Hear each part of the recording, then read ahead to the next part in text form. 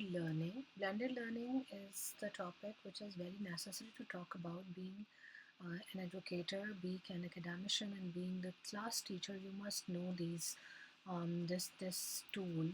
Basically, it's a pedagogy which is very innovative and which is the order of the day. So blended learning is basically, as the title suggests, that it's a mixed face-to-face and online learning. It lessons, you set up the lessons with two paces, physical, like with a traditional mode, and online. It's a kind of a flipped classroom learning concept as well. It basically, what is the purpose of opting for blended learning? Because it increased opportunities and it creates a difference in the in the pedagogy. So it involves two modes of teaching, that is traditional learning and online learning. Now let's move on to the next slide, that is the why blended learning. Blended learning is basically, there are 10 basic drivers of blended learning. It definitely improves your personalized learning. You can pace it up by yourself. You can, as I'm recording a lecture for you, it's a war days, and we don't have physical classes, traditional classrooms, so that's why we are using this mode of teaching. And it's a potential for individual progress. So if one student is feeling certain problem and a certain concept, he can stop the video and he can watch it again.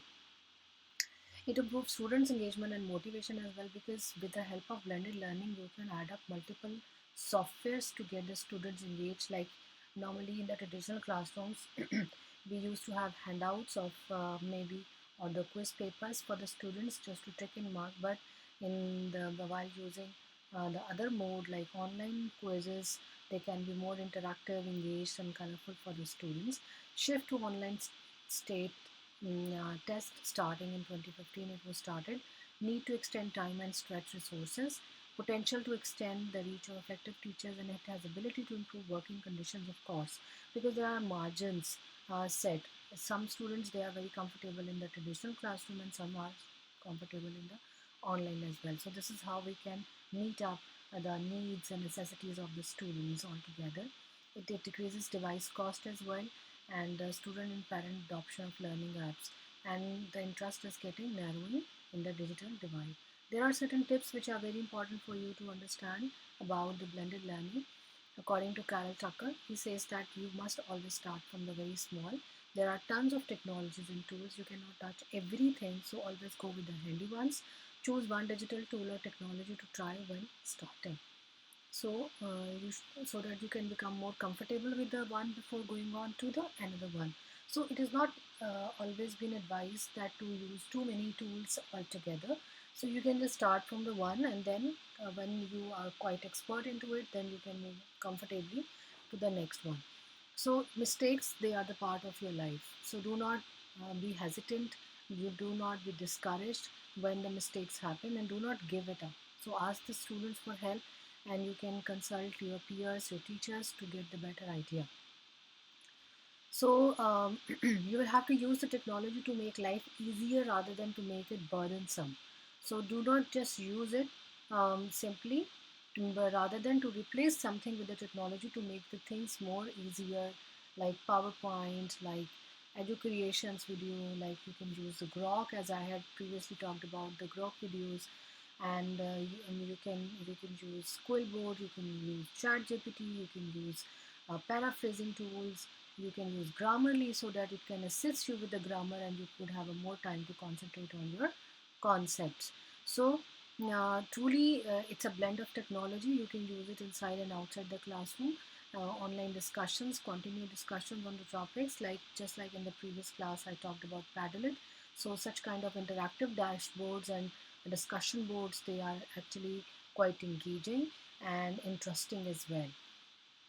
So there are certain other tips, that everyone can get online. Even if they do not have the internet at home, there is an access in the community. So to somehow we can now manage the internet. So the town libraries, they can be used, the school libraries can be used. You can see that in the COVID days, everybody felt that how much the internet is necessary. So this is how the things are happening right now. So YouTube is actually one of the um, you know uh, favorite and all the time available and most easiest platform to learn. And how do I blend my learning basically? So you can read multiple blogs, wikis, and online discussion formats, multiple Google Classroom as we had created, and a detailed lecture. I know that it's still pending, but we will be working on it as well. And there are WebQuest, ProQuest kind of, there are the doctors online available as well. So you can multiple. There are multiple ways to guide your students through the research projects. So digital storytelling can be done as I have like shared multiple lectures with you on the online. We can talk about multiple things. We can tell the stories with the help of the photos. We can talk about cyberbullying online. We can talk about multiple other issues as well. So as I was talking about flipped classroom, the students, they can come have a complete paradigm of learning of the lecture part outside the classroom and to apply the knowledge in the classrooms. So there are multiple other phases as well.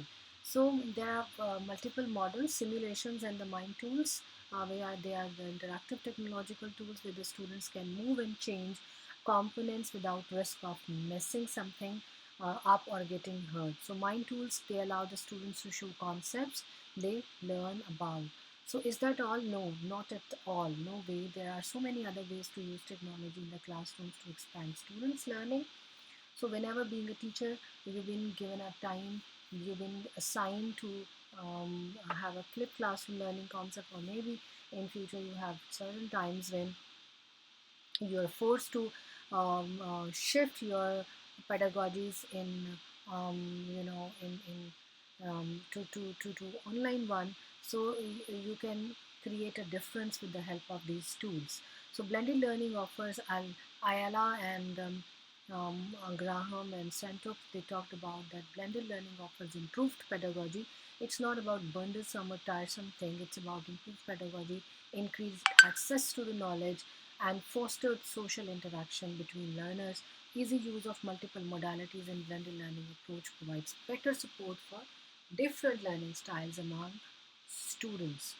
So these are our students are our future. We need to prepare them for adapt and apply. So please do not be hesitant if you do not understand something. If you are facing difficulties in doing a research of certain thing, please browse, please Google, please chat GPT, and try to learn as much as you can, because if you are learning today, you can be the leader of tomorrow. These are certain references for your um, reference. This is it for today.